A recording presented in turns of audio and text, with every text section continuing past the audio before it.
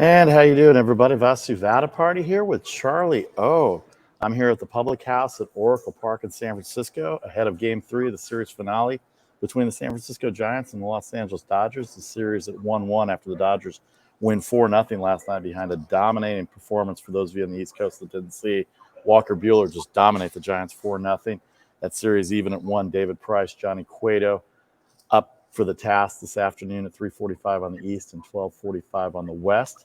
We're here at the Make the Money and Run podcast every Mondays, Thursdays, and Fridays. Mondays at 3 Eastern, Thursdays at noon Eastern, and tomorrow we'll be back at 1 Eastern. Lots to talk about: the MLB trade deadline, the NBA draft. Our sports attorney, Daniel Lust, will come in. We're going to get some updates on the NIL process, and also he's got an interesting take on the Oakland A's versus the City of Oakland, which I'm still falling asleep on because it's the same story here for 20 years for me. So I'm like, give me a break here.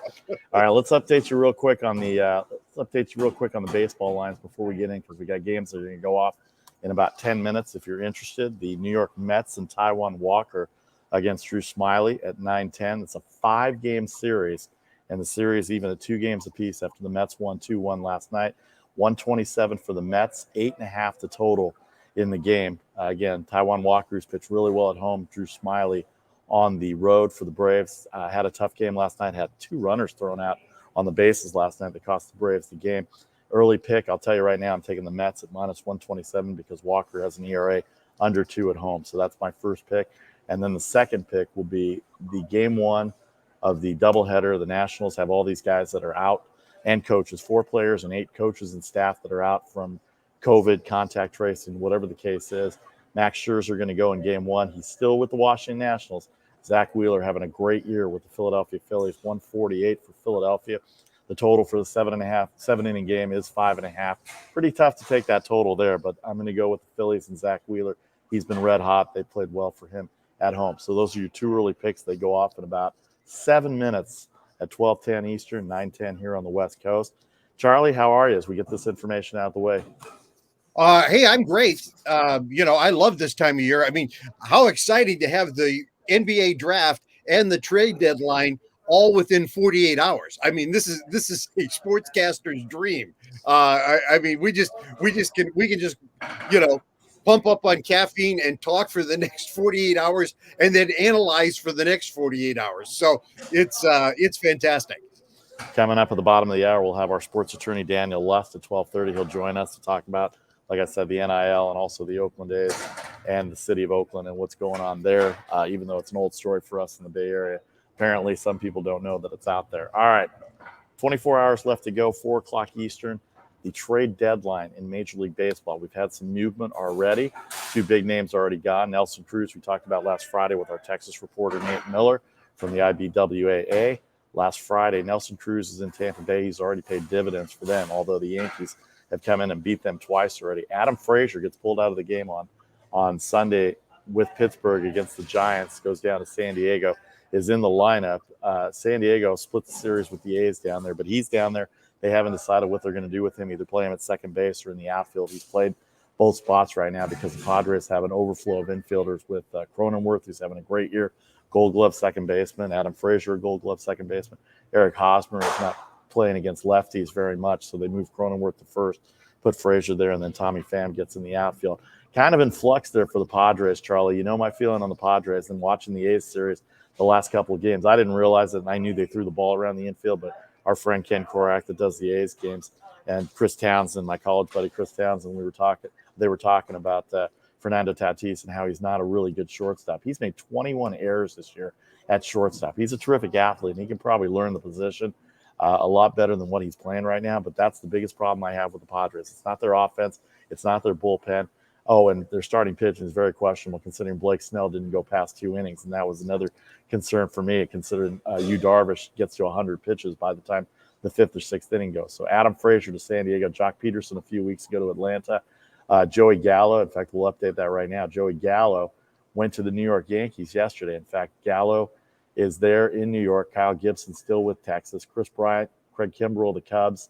They're still talking about. There was a little talk about Rizzo going to the Red Sox. Haven't heard much of that. Trey Mancini still out there. And then one Pirates reliever got traded, Clay Holmes, also to the Yankees.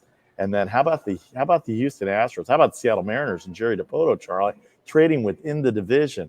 They just take 3 or 4 from Oakland, Charlie, and they end up trading their closer, Kendall Graveman, to the Houston Astros of all teams, the team they're trying to catch. They must not think they can catch him. They must think they're going for a wild card spot behind the A's, but they trade Kendall Graveman, and then the Astros go out and get the Miami closer, Yimi Garcia, because their bullpen, their back end has been horrible this year, and their starting pitching outside of Greinke has been somewhat questionable, Charlie.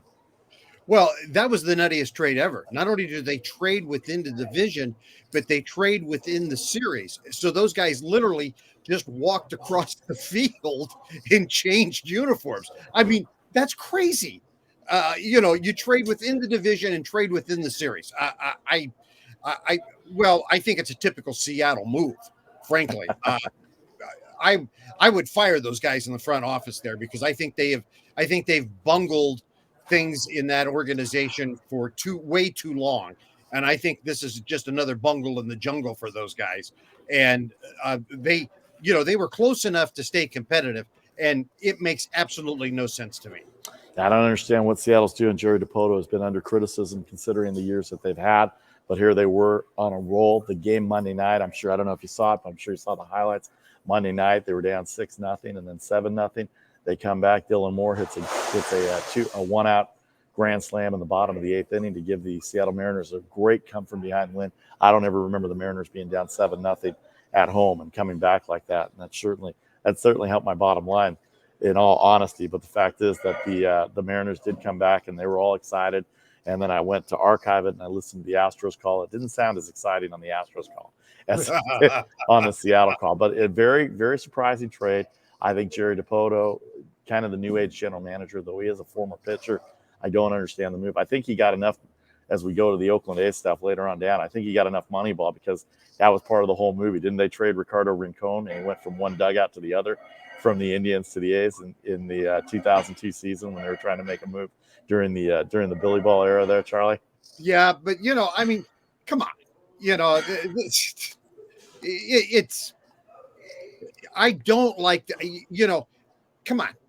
These interdivisional trades tend not to work out, and they come back and haunt you. And I mean, for all intensive purposes, Seattle, in my opinion, waved the white flag when they did that.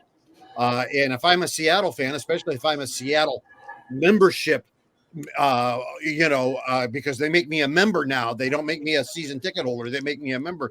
I'm very upset. That'll be your phone. Yeah, and I thought I had it on Do Not Disturb. Obviously, my daughter is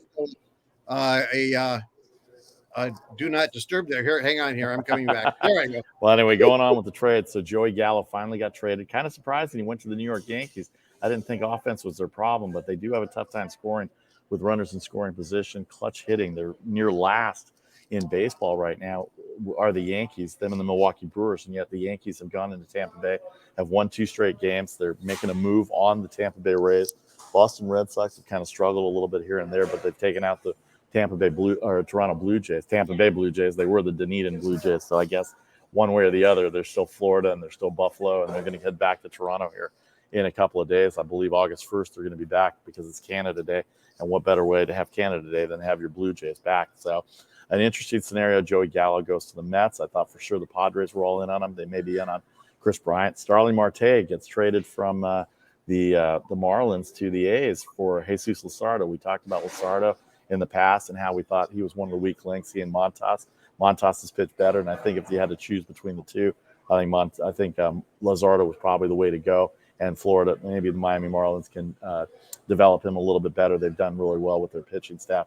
We talked about Nelson Cruz and Graveman and Garcia. Garcia coming from Miami to the Houston Astros. And Eduardo Escobar got traded yesterday as well, too. He got traded from the Diamondbacks to the Milwaukee Brewers. That's a team that was struggling as well in terms of hitting. They were second to last or last in team batting average, which in the 21st century in 2021 baseball doesn't mean a lot for batting average.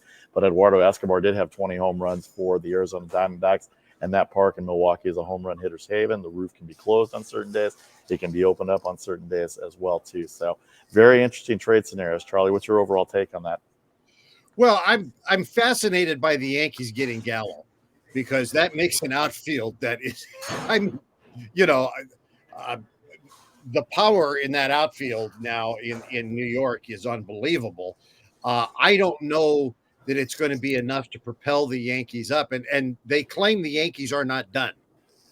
They claim the Yankees are still trying to make deals out there. Right now they're what 8.5, I think, behind the Red Sox. They're still, I think, 5 behind the A's for the second wild card spot. So they're rolling a lot of dice out there that they can make something happen. So I'm surprised because we talked a lot about it a lot. We didn't necessarily think they were going to be players. We thought there was a good chance they were going to be sellers, and we were wrong. So it'll be interesting to see what happens here. But I think by going out and getting Gallo, they have laid the cards down and said, "Here we come."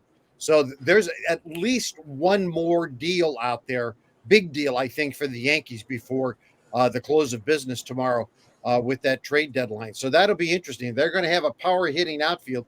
Gallo's going to love hitting in Yankee Stadium with that short porch, that 314-foot short porch out there. And again, that's another one of those deals, Vasu. It's not about batting average for him. It's about power. But he also, and people forget about this, he draws a lot of walks. So his on-base percentage is off the charts. I think he's almost a 400 on-base percentage guy because he draws so many walks. So he does have good bat control. So I like that one for the Yankees. I think that was a good one. I just was surprised that that's where he wound up. I did see that the Rizzo thing, they're saying that's about a 50-50 thing to him to the Red Sox right now. I think the Cubs want too much for him at this point. I think they think everybody wants him. And I think everybody's saying, yeah, we want him, but not that much. So I think they think they're going to get too much for him. Kimbrel, I still think he's going to get moved. I'm just not sure where. I know that everybody has said the Astros want him badly.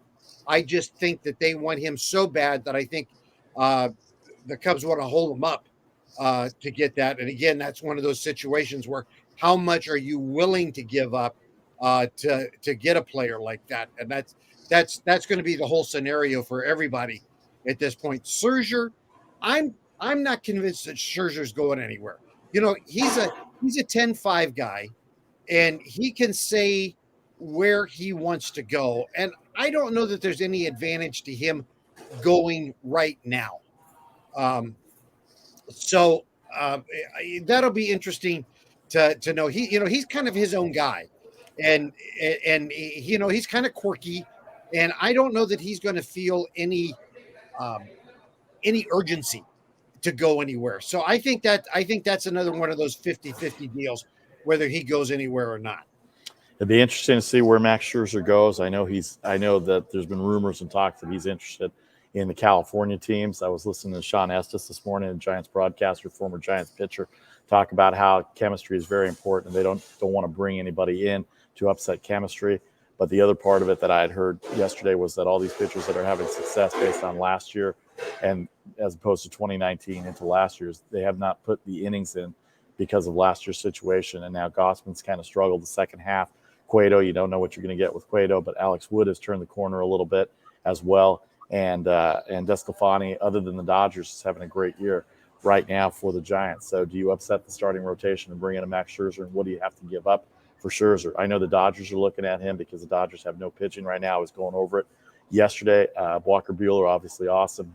Julio Urias, very well played by the Dodgers to develop him. He's got 12 wins. Probably should have had 13 on Tuesday if Bellinger doesn't airmail the third baseman in the 2-1 loss. But right now, the Dodgers' biggest problem is they're injured and they don't have the offense to go on right now. So I'll be interested to see what goes on. We've got 24 hours left to go.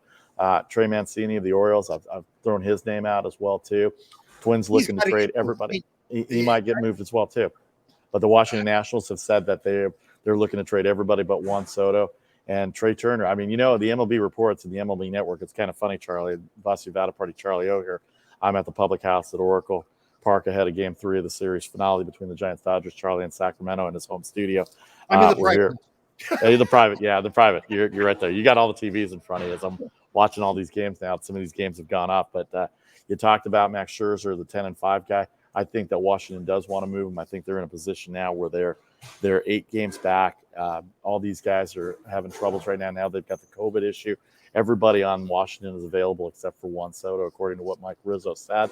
And I think it might be time to move Scherzer because they can get a haul back for him, 10-5, if he can choose where he goes, and he goes to a California team like the Dodgers. I don't know if the Angels would go after him, but can you imagine having Ohtani and Mike Trout and Max Scherzer on the mound? I mean, that would sell tickets for sure. And I'm pretty sure that's what Artie Moreno wants as well, too, because obviously they can't put anything together in Anaheim with all the talent that they have.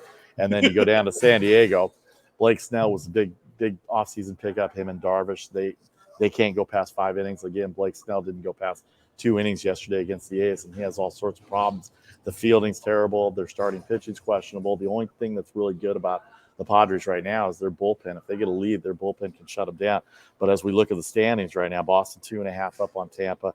You're right, 8.5 up on the Yankees, and Toronto kind of now back against Boston. They had a chance to make some ground up on Boston. They're 10.5 back. And then Chicago leads by 8.5. They lost 2 in a row. They've lost 3 in a row to the White Sox. The White Sox have lost 3 in a row to Kansas City, including Liam Hendriks' blown save, his 5th of the year against the Royals yesterday again. And then the Astros are 6 up on the A's and 8 up on the Mariners. Wild card wise, Boston's up, Oakland's up on Seattle by 2. Yankees are 2.5 back in the wild card. Toronto 4.5 back, so they're still there. Cleveland and the Angels are 5 back, so there's still some possibilities in the American League. And then San Diego up by 5 on Cincinnati, 7 on St. Louis, Philadelphia. St. Louis might be looking to move some teams too, move some pieces too as well. But obviously they're going to try and re-sign Arenado. They've got Goldschmidt another year, but that bullpen needs some help. And if they want to make a move in the Central Division or even take a chance at 7 games back, I think it's fool's gold for all these NL teams. Maybe Cincinnati has a shot, Charlie, and Joey Votto's getting hot. But it's going to be an interesting 24 hours, Charlie. Any final thoughts on the trade deadline before you get to the games itself? Well, if you talk about Scherzer, anybody wants to go after Scherzer right now, I think it ought to be the Dodgers, because I think he would. Obviously the Giants would love to have him, and God knows I love Sean Estes because I watched him right from the time he was a rookie when we used to call minor league ball, and I love him. But Sean's so wrong. Upset chemistry. Come on, are you kidding me? You get a guy like Scherzer, upset the chemistry. Pooh. You're trying to go for a big win here. The chemistry will take care of it. Don't you think they need bullpen? I think they need more bullpen help than they need starting pitching. Well, right I agree, but it also depends on what you'd have to give up for it. So right. that's the other thing. But a team like the Dodgers are deep enough in both their minor league system, and they have the finances that they can afford to make that move. And right now they need that frontline pitcher more than anybody does.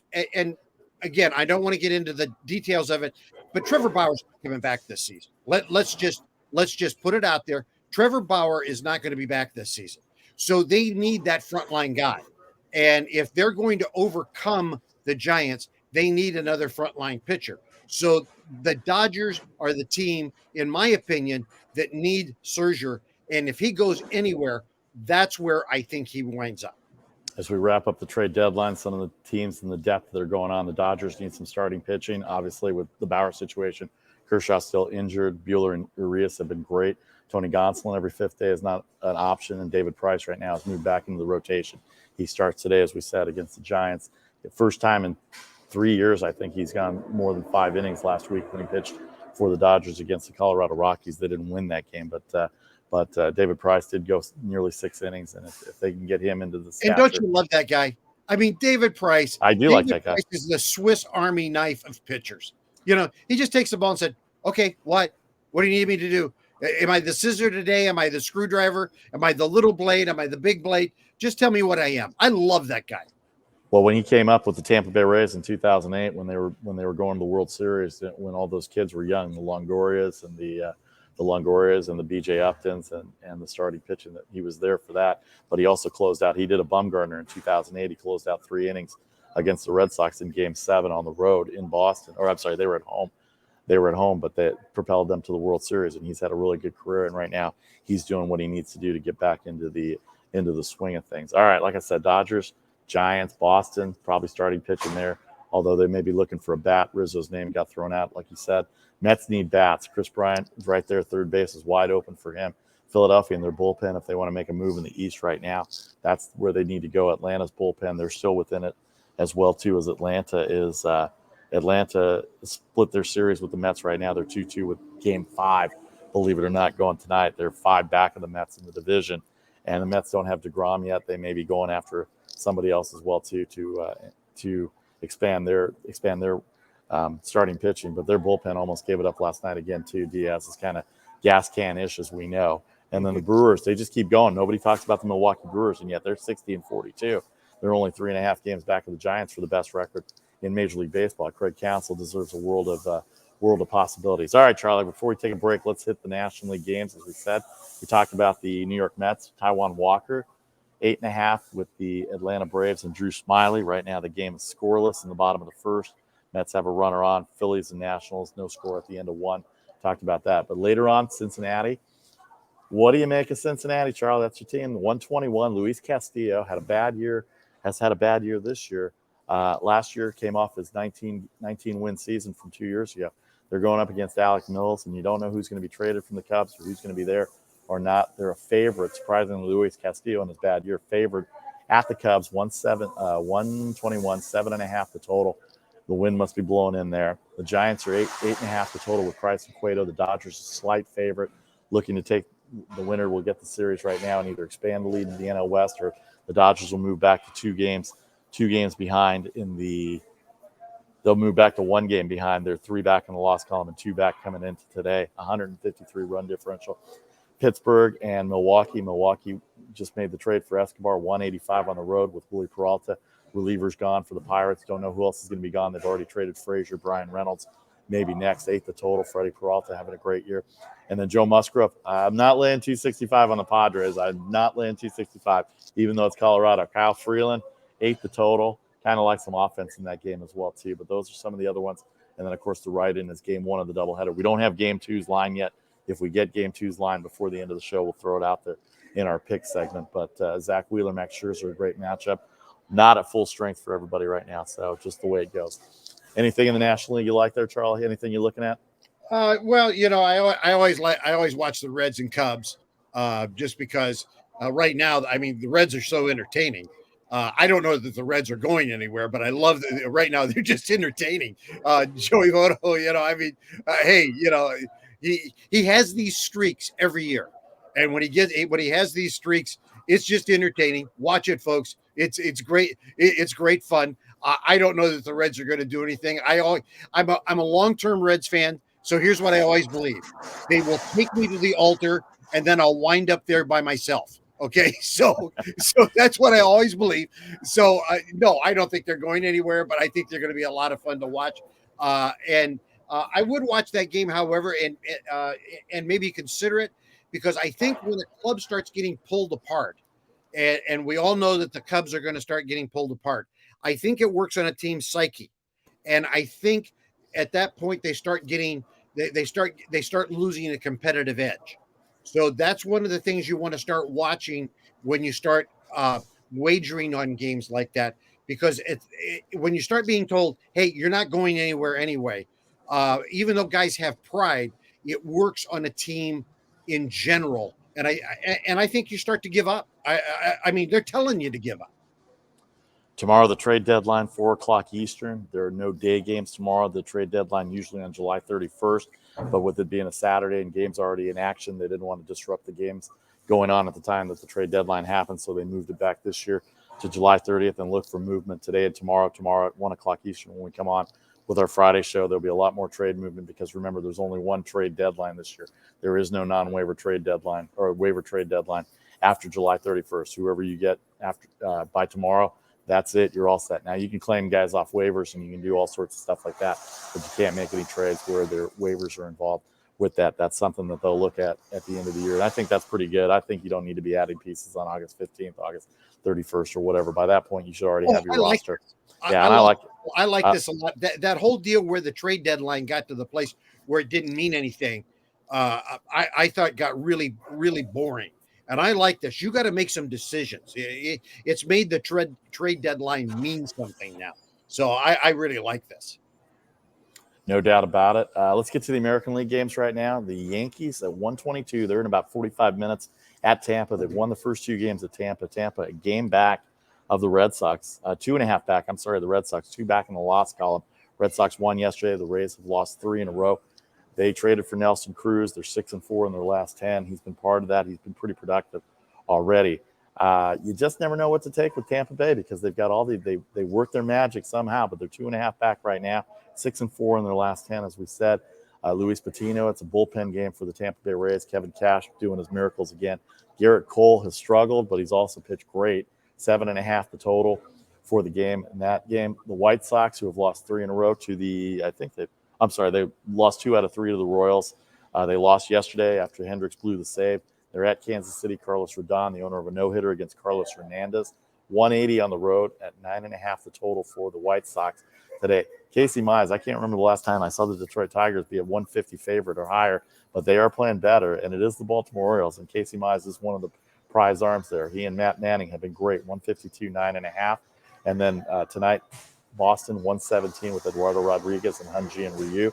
10.5 back, Hyun-Jin Ryu. If they're going to make a move right now, this is the time to make the move for the Toronto Blue Jays. But I just got a feeling that it might be the Red Sox tonight at 117 with their offense, even though Toronto's bats have come alive.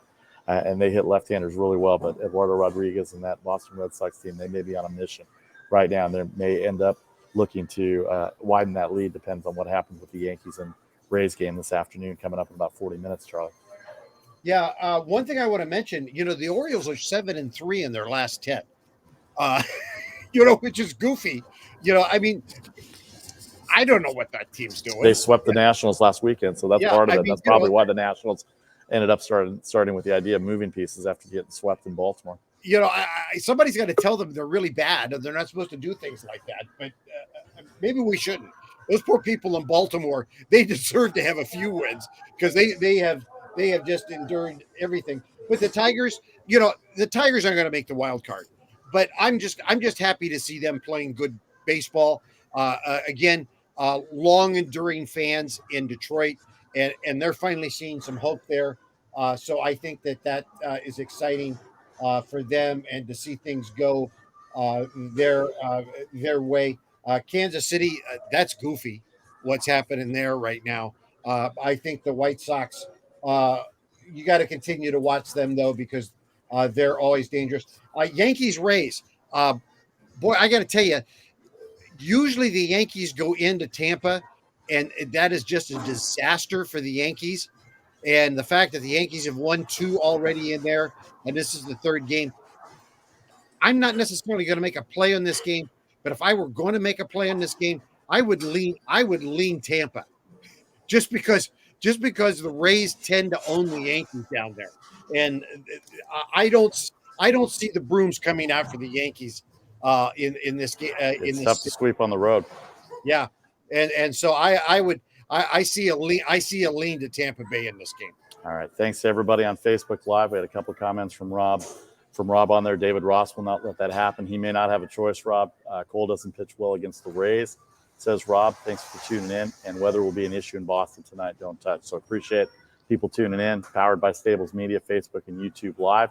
Appreciate everybody on there. We're going to take a break. Coming up after the break, our sports attorney, Dan Lutz, is on the line. We'll bring him in. We'll talk NILs. We'll talk Oakland A's, City of Oakland. We'll talk whatever else is on his mind. And I'm at Oracle Park, so he may be jealous because he's an East Coaster, but is a San Francisco Giants fan. So we may have a little wager going on here. We'll figure that out. It's a wagering show. Back in 30 seconds, Vasu Vaddiparty from Oracle Park in San Francisco, Charlie O from Sacramento. 30 seconds. This is the Make the Money and Run podcast for Thursday, July 29th, 2021.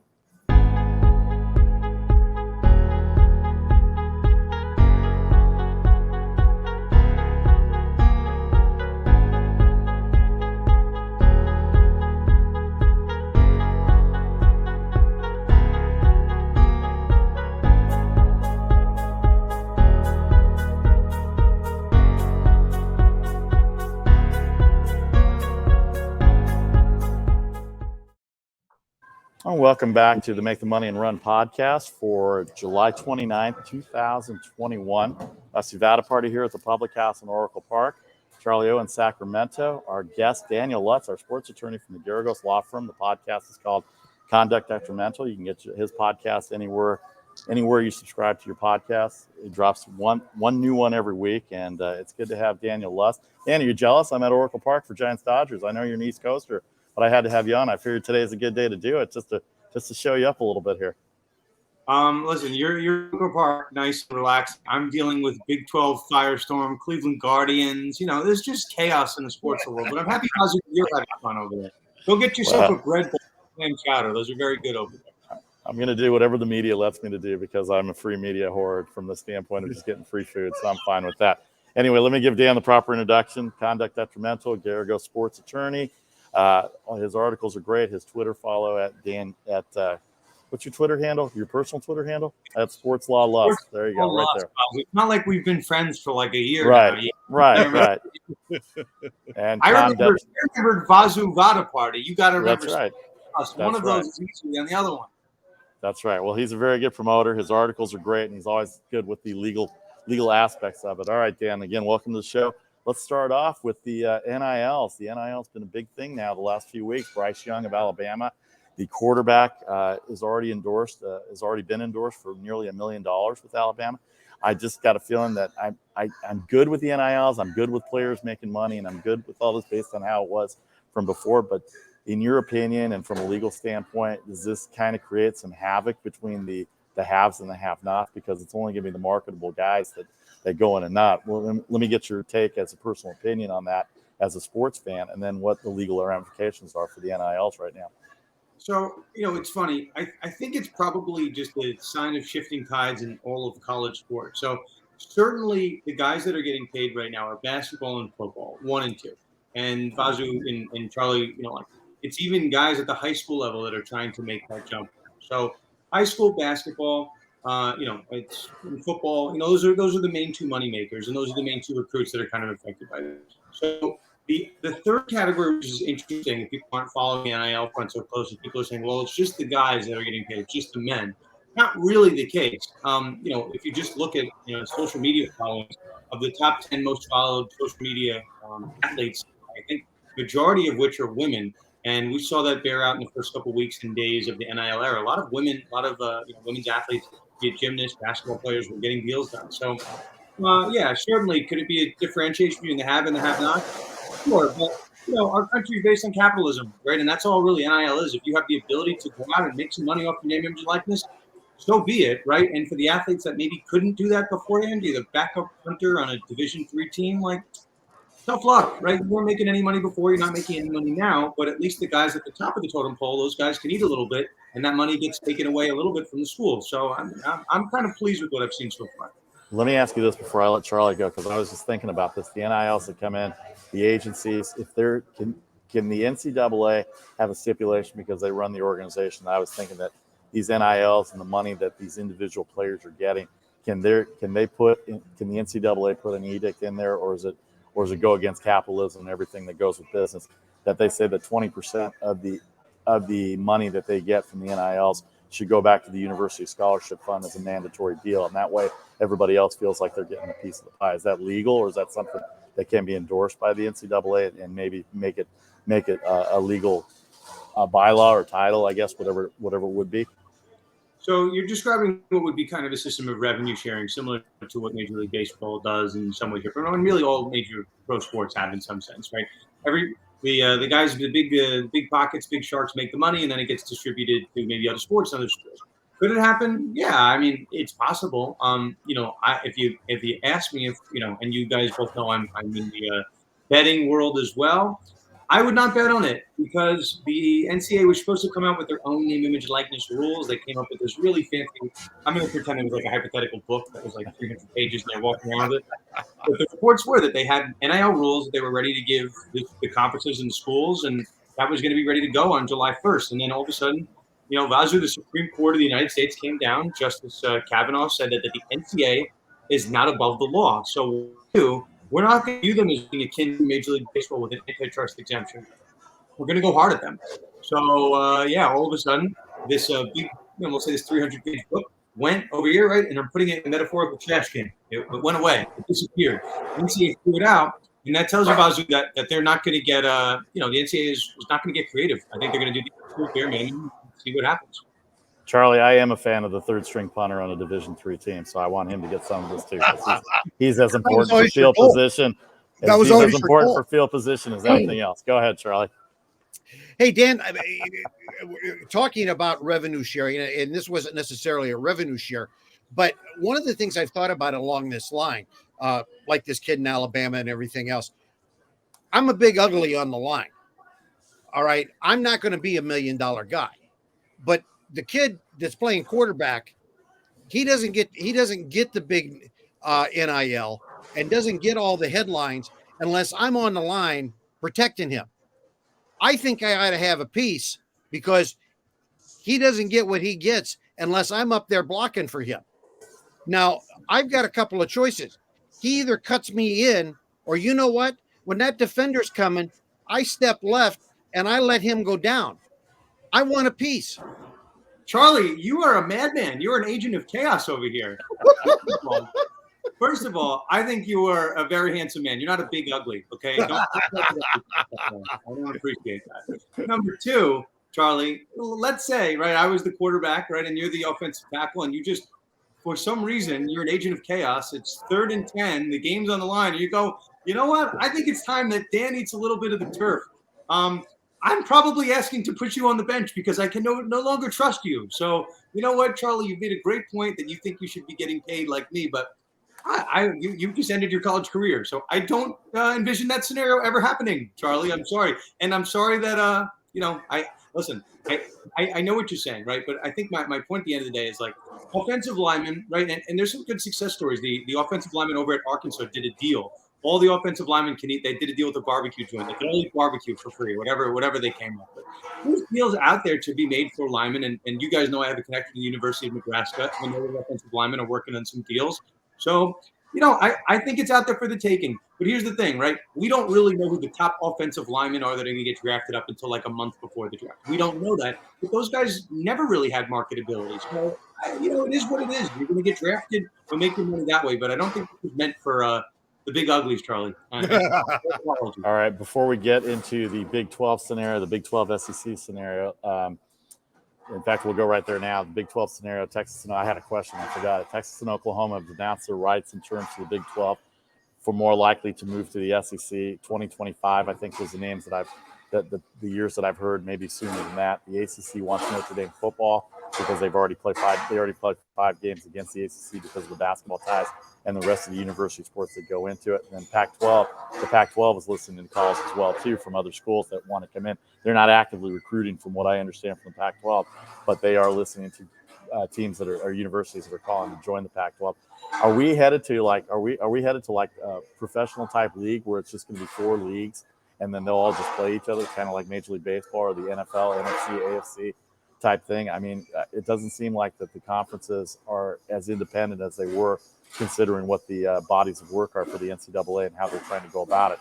And I think it's a roundabout way to say that it's going to end up being a professional league. Because I've even heard Mike Leach say that he wanted a 64-team CFP, which is impossible. There's no way to do that. But Mike Leach is a little crazy to begin with. So take that for what it's worth. But where do you see Texas and Oklahoma? What's your take on Texas and Oklahoma first, Dan, and then the SEC in terms of the money that's there for them? Obviously, the reason they're going there.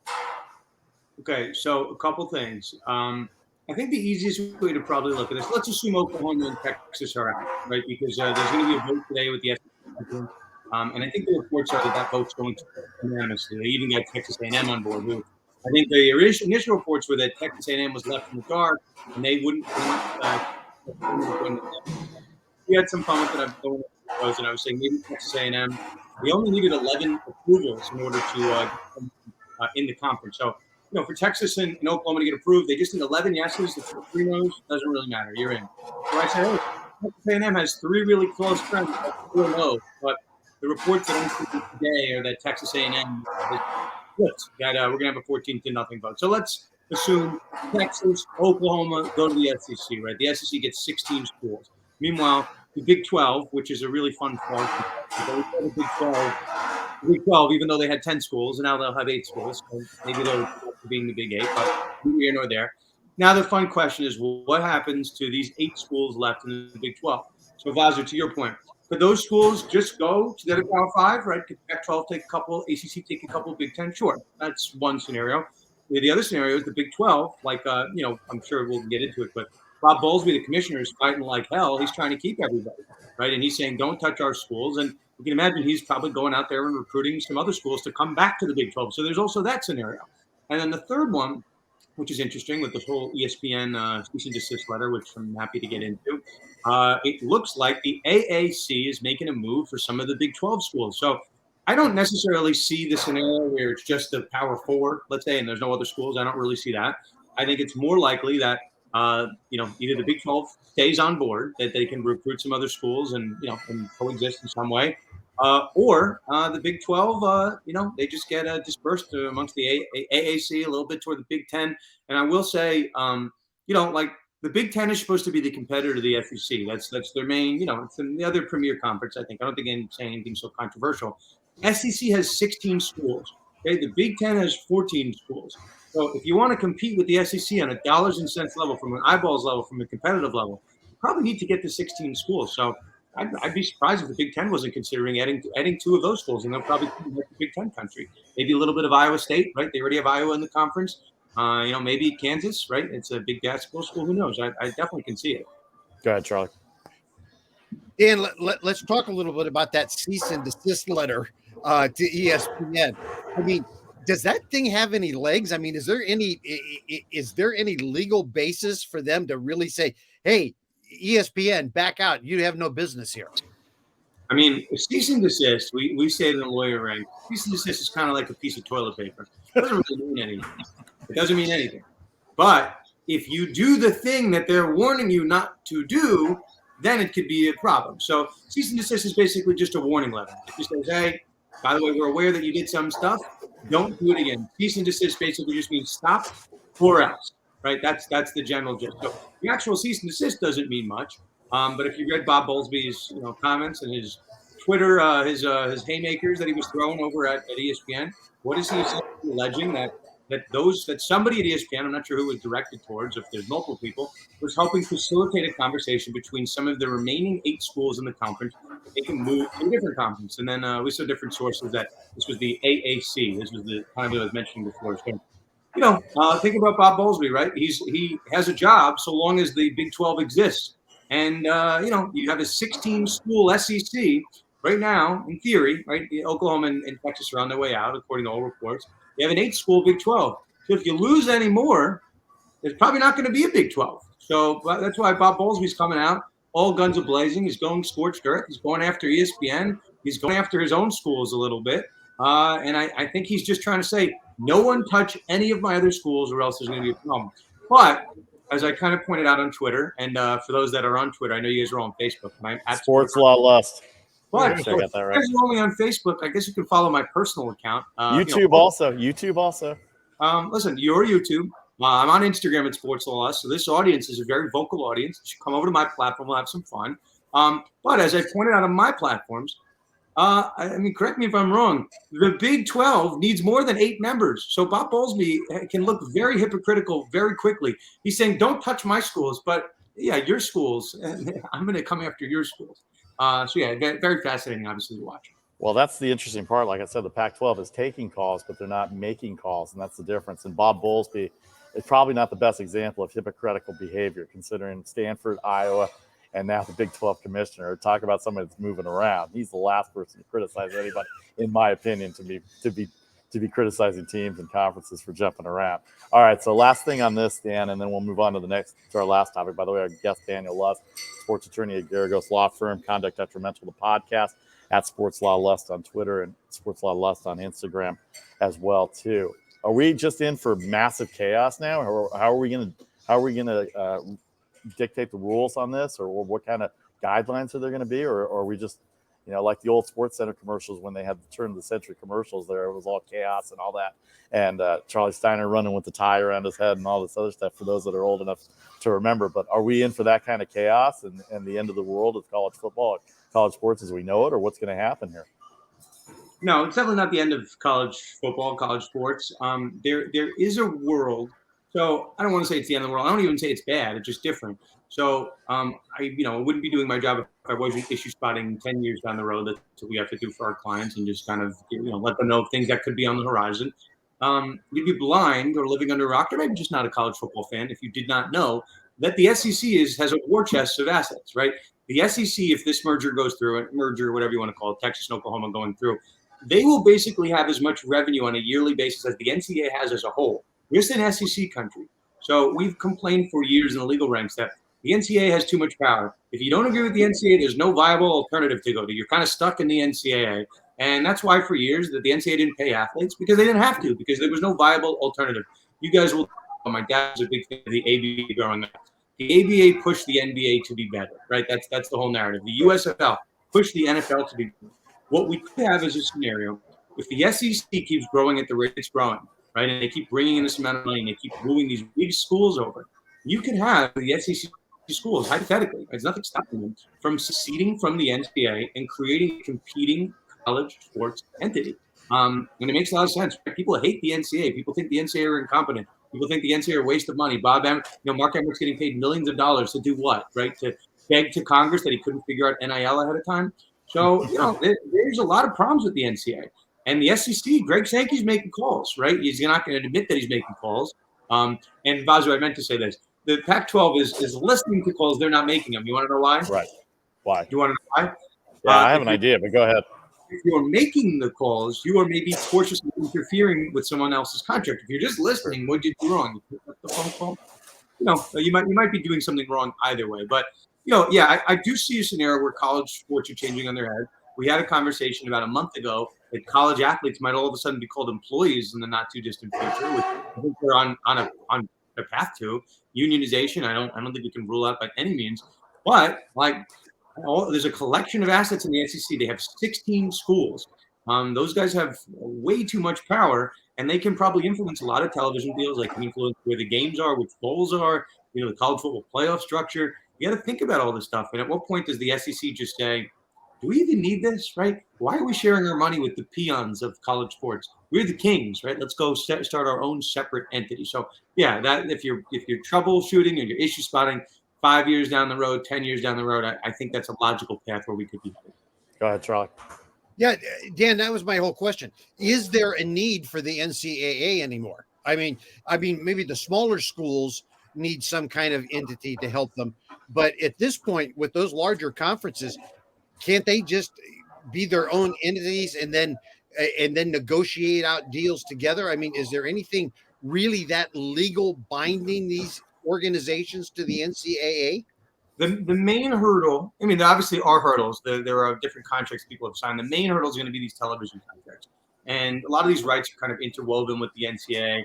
But at a certain point, just like we saw with Texas and Oklahoma, those guys are saying, hey, by the way, we're not going to break our contracts, but we're gonna explore our options when everything expires at the end of 2025. So you can unwind it. The NCAA is a private association. We make it seem like this holier than thou entity. We all have employers, right? We're part of some type of private association, unless you work for the government. We start a separate private association. It's not that complicated. And if anything, the NCAA has had too much market power, too much of a monopoly for years.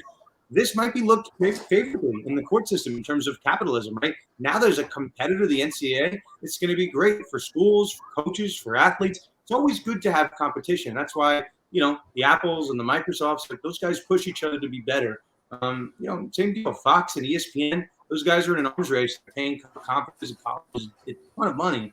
So, I have no problem with there being a viable alternative to the NCAA. All right, this is the Make the Money and Run podcast. Vasu Vaddiparty here from Oracle Park. Charlie O in Sacramento. Daniel Lust on the East Coast. Wishing he was here at Oracle Park with me.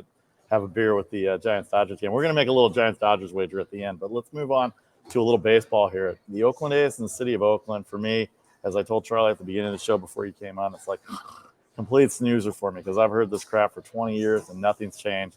And I know there's term sheets out and this other crap that goes on. They can't get together. John Fisher has all this money. He's waiting for Oakland to come up with the money now. He can't wait till September. Oakland's pissed off. The fans have nothing to do with it, the city itself. the city is complaining that they're putting too much pressure on them with all the other problems that the city has. You posted something about that as well too. What's the latest that you hear on the A's and the city of Oakland, and what's gonna happen in your opinion? Okay. Well, I guess we'll go to the fun part. Like, I don't know. I've watched two giant franchises get up and leave Oakland in the last decade. So, I mean, probably people didn't think the Raiders would leave, and then they left, and then people didn't think the Warriors would leave, and then they left. If there is a pot of gold at the other end of the rainbow, teams are taking it. You're 2 for 2 with Oakland teams leaving recently, so you hate to see it. But I just, and I don't have anything against the City of Oakland. I'm just reading historical precedent. Teams have got up and left. So I know there was a vote. I think it was last week. The Oakland City Council was trying to see if they were going to, up their proposal to the Athletics, or if the Athletics were going to budge. I haven't heard anything new. I think they're just waiting to see if the City of Oakland is going to pony up and improve the conditions for the A's. So we'll see. Again, Vasu, asked me what I think is going to happen. I keep getting every time I talk about this topic, people say Las Vegas, they say Nashville, they say no one says Omaha, Nebraska, but I say well, Portland's also very big on that radar too. Portland's also very big on that radar too. I can totally see it. I don't think there's anything that Oakland at this point can offer that the A's management says we can't get elsewhere, unless it's just a giant bag of cash. But as you keep hearing the whispers over and over, the only thing that, at least in my opinion, that's changed is that the Warriors made a really successful move. The Raiders made a really successful move. Maybe that's all they need to see. Charlie, anything else before we let them go here? The thing I have no animus towards the city of Oakland. My anger always has been with the Giants, because the Giants are the cause of this whole problem. And it dates all the way back to 1990, when the A's, out of the kindness of their hearts, saved the San Francisco Giants by allowing there to be territorial rights for $0. And when the Giants didn't need the territorial rights anymore to the South Bay, just because there was a problem and they never got given back. And then they held on to them, and they act now like they have to have them to survive. The Oakland A's could easily be the San Jose A's right now and a successful franchise. And the A's have never sued the Giants.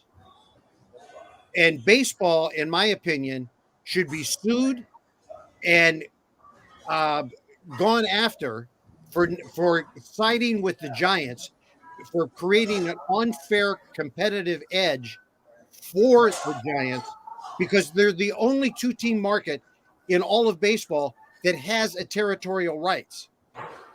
Can you explain to me how they justify that? The Giants are the best franchise in professional baseball. That's how they justify it. We all know that's a bunch of crap, but that's hey, 3 and 5 years ain't bad. 3 and 5 years ain't bad. I don't. The short answer is I don't know how they can justify that. I know there was because years ago the Giants, there was some rumors they were going to move to Tampa Bay, and then the Rays franchise was created. I don't really know how they can justify it. But as Rob, who seems to be a super fan of the show, shout out to Rob. I don't know. Does California need 5 teams? Probably not. Right? Probably not. So again, like I hate the narrative in basketball. Like the Supersonics were gone, right? And so Seattle needs a basketball team. There is a market for basketball in Seattle, a really hungry market. If there was a thriving, really hungry market for Oakland sports, you wouldn't have these 2 teams that have just left. And the world that we're getting into is a luxury box world, right? People want to sell luxury boxes in stadiums. And the sad part is that people are kind of moving to cities with that type of a market. And I think Oakland just bears out that they don't have that market. And I hate to say it, don't want to be controversial, but just 2 for 2. You lose the Warriors, one of the most successful franchises in basketball, they leave. If you can't keep the Warriors, you're not going to keep the Athletics. I just think the city of Oakland should get that money back, keep the jobs out there, and I just think that it'd be good for everybody if they could figure out how to come up with that money because of all the amenities and accessories it will create. All right, we're going to let you go on this. You're a big baseball fan. I know you like to wager a little bit. San Francisco Giants, 63-37, best record in Major League Baseball. You, Mr. Lust, Mr. Sports Attorney Lust, what do you think the Giants need to do at the trading deadline before tomorrow? I am shocked that the Giants have the best record in baseball. Yeah, you said that at the beginning of the year. I know. I Knows everybody else. My dad and I have placed a wager on the Giants to win the World Series at 32-1. We're holding that ticket very, very tightly. We always make a bet at them. We weren't going to do it, and they won a couple games out of the gate. We were like, why not? Let's throw a couple bucks. So we're sitting pretty right now. Yeah, I don't know. I just saw the Yankees. I saw it across yesterday. I'm a huge fan of Joey Gallo. I would have loved the Giants to have gotten a power bet, but Giants don't seem to have an issue in the power category. They hit a ton of homers, but I don't know. I'm very nervous, Vasu, that Cinderella, the Clipper is going to fall off at some point. This team just still on paper doesn't make sense to me why they're winning this many games. Like maybe it's the Giants of 2010 and 2012 and clutch hits and good pitching, but I'm very concerned. So I'm not counting my chickens on my 32-1 bet. Batting average doesn't mean anything in 21st century baseball, so you're not worried about that. But keep an eye out on Chris Bryant. I hear a lot of rumors. Keep an eye out on a very undernamed name that Charlie and I have talked about and got a little more popularity at the Home Run Derby. Keep an eye out on Trey Mancini, too. I know the Giants have a lot of interest in him between left field or the outfield and first base as well, too, and then some bullpen help. All right, Dan, Conduct Detrimental is the podcast at Con Detriment. You can catch him on Twitter at Sports Law Lust and on Instagram at Sports Law Lust as well, too. Dan, we always appreciate the time. Thanks for the insight on the NILs, college football. We'll talk to you soon. Next time we talk, maybe we'll have a $20 wager on the World Series. Sounds good, guys. My pleasure. All right, Dan, take care. Bye, guys. All right. Daniel Lust, our guest attorney, very good knowledge about the NILs and about the Big 12 and the SEC and everything that's going on. It's just kind of a mess. And I guess as we're getting older, Charlie, things that stay the same don't stay the same. And I'm afraid that as somebody that's only lived in cities where there's always been an American League team and a National League team, I would hate to see that there's no American League baseball in the city that I live in now, because I was used to it in Southern California. And I don't remember it very much when I was 4, but the White Sox and the Cubs were there. And every time I go now, it's nice to have the option to go to see an American League team or a National League team, and you don't have to wait every 3 years for interleague. All right, Charlie, as we get to it, let's get to our picks here, as we got about 2.5 minutes to go. So Thursday afternoon, Vasu Vaddiparty here at Oracle Park, Game 3 of the series between the Giants and the Dodgers. Very good NL West race right now. The Giants 2 games up on the Dodgers and I think 5 on the are they up on the Padres here? Let me check. They're 5.5 up on the Padres with 7 up in the loss column. Padres still have games to make up. 104. Giants still have games to make up. They're 3 games short of what the Padres have. All right, Charlie, we're going to get to your picks right now, so we have about 3 minutes to go. Okay, well, I'm in a home dog mode today. So I'm going to go with Pittsburgh in that Milwaukee-Pittsburgh. I'm going to take Pittsburgh plus 165. Just loving home dogs today. In the Dodgers-Giants, I'm going to take the Giants as a home dog plus 105. And then I took a look at the weather, and the wind is not blowing in Chicago. So I'm going over the 7.5 at Wrigley Field. So there we go. No doubt about it. Okay, so the Brewers are the Pirates plus 165, the Giants plus 105, and the Cubs and Reds over 7.5. That game goes off at 2:20, so you got about an hour and 20 minutes for that. The Giants and Dodgers are an afternoon game as well. Milwaukee-Pittsburgh tonight. Okay, my picks as we go to it. I already told you about the Mets. No score in that game in the middle of the 3rd inning. Nationals up 1-0 on the Philadelphia Phillies. Detroit, when are they ever $1.50 favored or more? The Detroit Tigers, Casey Mize against the Orioles tonight, the last place Orioles. Who knows who's going to be traded from the Orioles today? Casey Mize and the Tigers, who played well. They recently were on a 7-game winning streak. I'm going to take them. San Diego and Colorado over tonight. I'm not laying 265 on the Padres. There's no way I'm doing that based on what I've seen this year in terms of heavy favorites. Over 8 with Kyle Freeland, Joe Musgrove. And then I'm going to go with the Tampa Bay Rays at home. They're not going to get swept at home. I like Tampa Bay. Luis Patino is an opener for the Rays. Plus 112. I know it's Garrett Cole, but I just want to make sure that Garrett Cole's there. All right, so those are the picks. Thanks to everybody on Facebook Live, including Rob and everybody that were with us. We're here. We'll see you tomorrow at 1 Eastern, 10 a.m. Pacific, right here on Facebook and YouTube Live. You can download and subscribe anywhere you get it. Again, thanks to everybody on Facebook Live, powered by Stables Media. We will see you tomorrow. Take care, everybody.